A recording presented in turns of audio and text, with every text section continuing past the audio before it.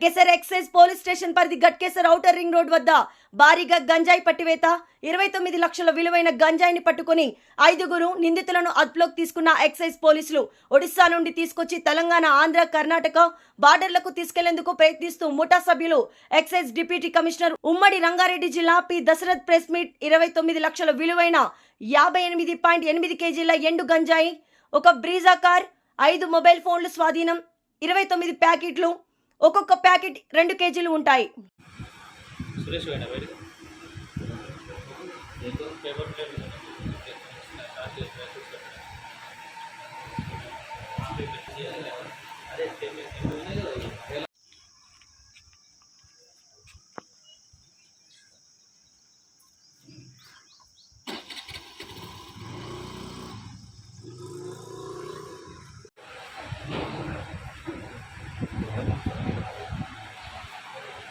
water ఇస్తా